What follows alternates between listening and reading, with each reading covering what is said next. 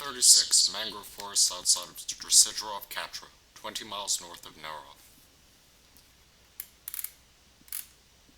The moon's aeolare fair interior loomed disembodied over the waters of the darkling mist, casting a blue-green sheen on the already brackish clarity. Fair was cut with sparse auburn rays of strata filtering through its glare that pierced through the boughs of the grove in the shallows, disturbed only by the wake of the riders. Brittle shelled top ice ebbed at the willows, whose bowing fronds, alight with hoar-sheen, gave homage to those arriving. They sailed in columns too, keeping vigil on either bank of the canal, one arm taut on the reins, the other cradling the blow-dart bolts that scanned the rustling forest around them.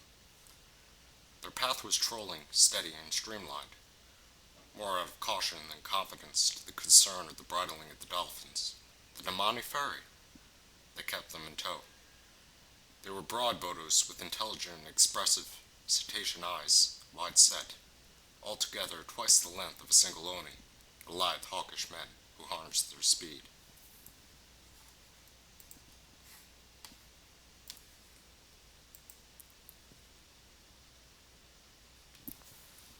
There were 8 of them cruising the canal, 4 beach boards tapering into canoes, held aloft by the brisk winds of fair and the tides of Tiru, and sails of embroidered silk. To the eastern bank was a dhow, paddled by 4 soldiers wearing mustard tunics and blood-red capes, now embossed with the ankh of the empire, more prominent than their local seer of Nerov. Over these garments were brass feather scales, gleaming by the moonlight, but dull enough to avoid the ministrations of a foolhardy Maruda sniper who may have broken from their retreat. It was dusk, a tentative eclipse juxtaposing a soma, the ring titan in the sky. Those in flight were overcome by the resistance the forest gave, unaccustomed to its deadly intricacies. Rude snares and curses of insistency rang out in the crisp, briny air. Louder was the trudging, sure steps of the Tukromo dispatched from the fort, hurtling over obstacles with their lances, the whirl of pylon piercing the air, boring in trunks and puddles, and the odd death rattle and intake of air meeting fluid. This winding grove was called the Ravel of Rehan.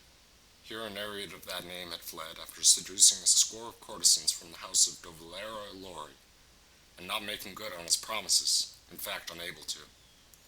He was hunted by all the suitors of Nerov as game, and here he was saved by one of them.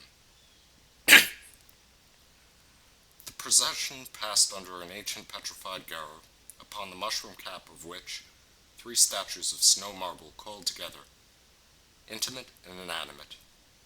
This was the fate of Rehan and his amends. Soil creased their expressions, the statues, in ecstasy and terror at once. The spectacle had always upset the high-cheeked Oni at the lead, with the horn of a stag tethered to his back, whose name was Fira.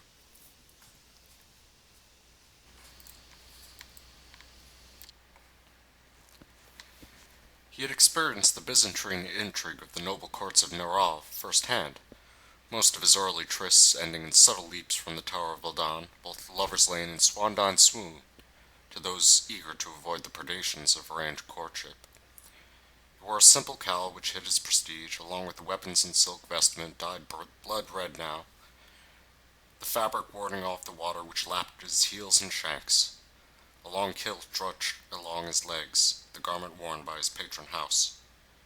With premeditations, the lopsided formation took a swift turn, guided by the mounts who broke to the surface, squeaking, clattering, and whistling to another in their own cant, subtle turns of flippers, taking deep breaths before the boat was once more winded under.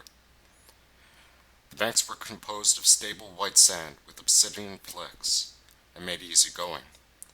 There was no time to savor the sifting licks of the tide over the 2 bare feet. 2 Praetorians broke from the forest and gained ground running through the sand. The clash of steel broke out deeper into the ascending tiers of the mushroom boughs. Fura noted that the boots of 2 Praetorians were sounding with more abandon than was ordinate, and his suspicions were confirmed with shouts of fright. 2 of the bandits, Maruda from the look of their rags, broke to the shores as well, and made no effort to engage the fleeing Praetorians who were within striking distance. The Fanwillians yawned a path for them through the winter rigor. Fura trained his crossbow on the first of them, wide-eyed as a doe, and fired deftly in Piccolo. The bolt caught the bandit in the knee and his gait sagged to a stumble before he fell paralyzed. The man controlling his sail behind Firo tugged, catching the wind, falling inland to the surf, and then drawing his longbow. A glowing green tracer along the length of an iron arrow scythed through the waters, its neon reflection dancing with the stir of the other three windsails that followed suit. There was a scream as the arrow caught in the remaining bandit in the chest.